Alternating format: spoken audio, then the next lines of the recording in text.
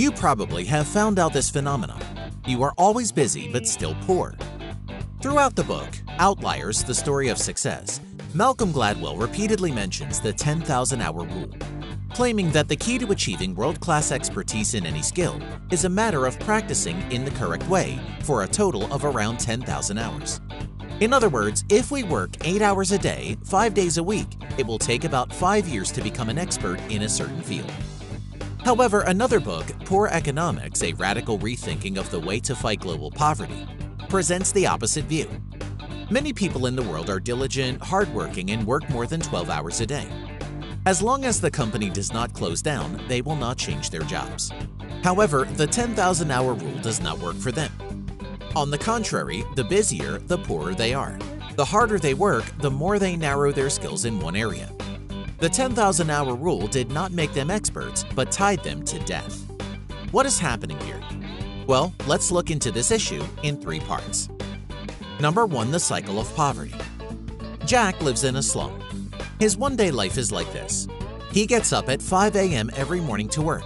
Being late means less salary. Because of the tight schedule, he eats some bread in a hurry instead of a well-prepared breakfast. He works in a streamlined operation that does not allow employees to leave their jobs casually.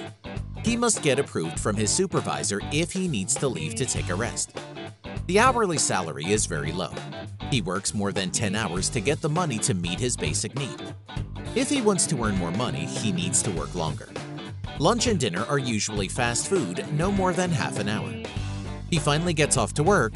There are a few hours of entertainment time before going to sleep. He goes to bars usually before going home. His life is day by day of working, drinking, sleeping, and working again.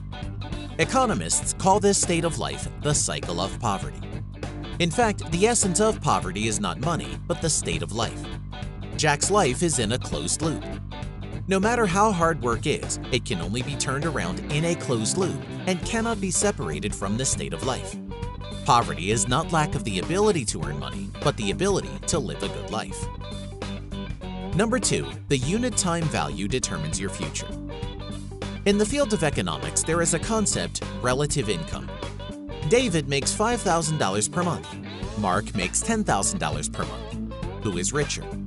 You may say, of course, Mark is richer. He is 2 times richer than David. But is that true? Let's look into that. If I told you David worked 8 hours a day, 22 days a month, and Mark worked 16 hours a day, 30 days a month, what is it now?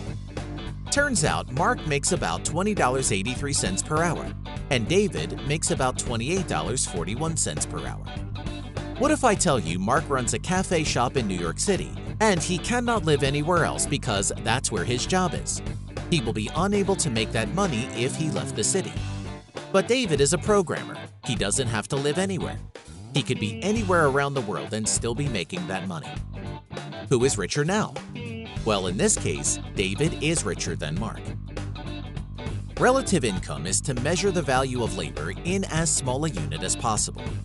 Change the monthly salary to the hourly salary, then you will understand. The real high-income people have high relative income. A widespread story says, Bill Gates walked down the street and saw there was $100 on the ground. He ignored it. Why? Because it isn't worth it. It takes 1 second to pick up $100, but in the second, his value has risen by more than $200. In fact, for some absolute high-income people, the unit value of time is actually very low and relies on long-term accumulation work. Low-time unit labor value requires more working hours to earn more income. Long working hours result in less flexibility. Less flexibility means no time for self-improvement and results in lower time unit labor value again. You see, in this way, people are completely caught in the infinite loop of poverty. Number 3. How exactly to break this infinite loop of poverty?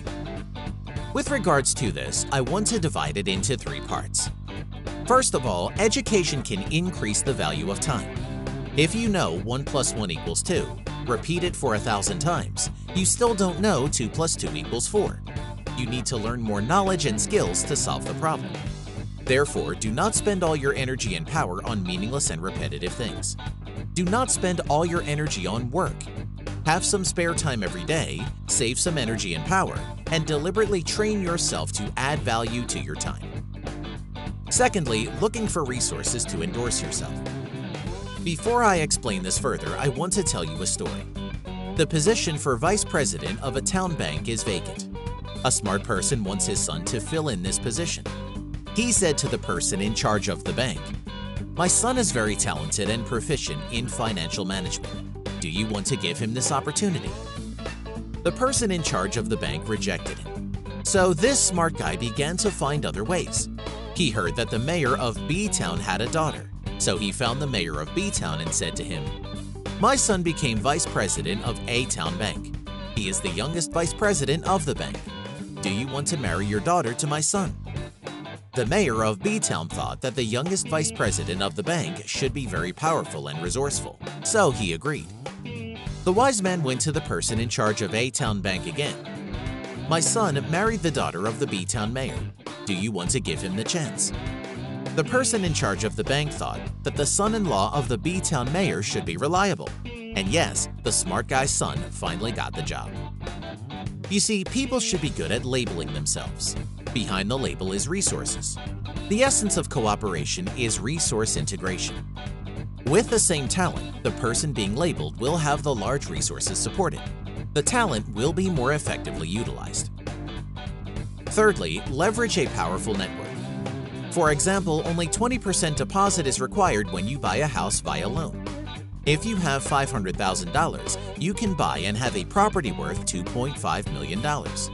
Although you have to pay the mortgage, the direct and indirect benefits of the house are all attributable to you, such as rental incomes, capital gains, and so on.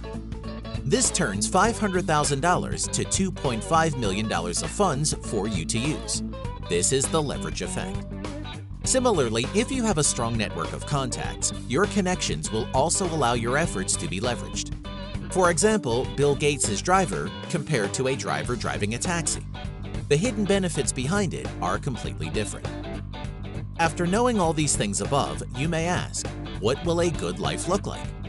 Well, I think a good positive cycle of life should be like this: having a job with a higher relative income, having your own relaxing time every day.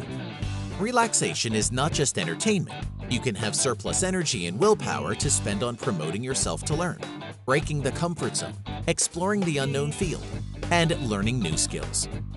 Being able to take 3 meals a day so that you don't have to eat fast food every time. Having time to cook for yourself and treat your stomach. Having time to do something that you really like. The most essential difference between the 10,000-hour rule and the poor cycle of poverty is whether you can constantly increase your unit time value. This means you cannot put all your time into work. You must save some time, energy, and willpower for your transformation. I hope that everyone can do what they are really good at and make a high relative income. Thanks for watching.